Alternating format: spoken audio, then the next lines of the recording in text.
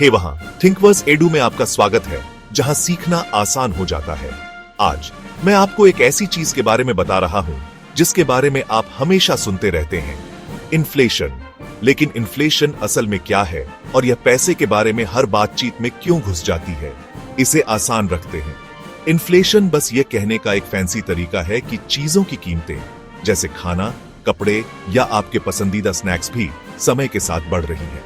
तो अगर 1 लीटर दूध पिछले साल Rs 30 का था और आज वह Rs 40 का है, तो यही इन्फ्लेशन है। सीधे शब्दों में कहें तो आपकी जेब में वही Rs 100 अब पहले से कम खरीद पाते हैं।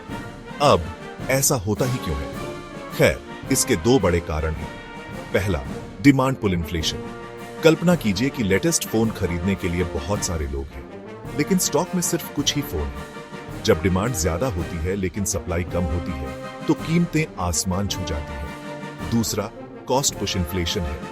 यह तब होता है जब चीजें बनाने में ज्यादा खर्चा आता है। सोचिए, जब पेट्रोल की कीमतें बढ़ जाती हैं, अचानक सब्जियां, कपड़े, यहां तक कि गैजेट्स को ट्रांसपोर्ट करना भी महंगा हो जाता है, तो उनकी कीमतें भी बढ़ जाती हैं। यह एक डोमिनो इफेक्ट जैसा है, लेकिन यहां ट्विस्ट है, सारी इन्फ्लेशन खराब नहीं होती।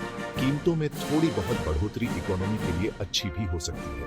यह लोगों को पैसे खर्च करने के लिए बढ़ावा देती है, जिससे बिजनेस को मदद मिलती है और नौकरियां पैदा होती हैं। लेकिन जब इन्फ्लेशन बेकाबू हो जाती है, तो चीजें मुश्किल हो सकती हैं। आपकी बचत की वैल्यू कम हो जाती है और बेसिक चीजें जैसे खाना या रेंट महंगी हो सकती है। तो सारांश में इन्फ्लेशन का मतलब है कीमतें बढ़ जाती हैं, आपके पैसे की वैल्यू कम हो जाती है और यह आमतौर पर ज्यादा डिमांड या ज्यादा लागत से होती है।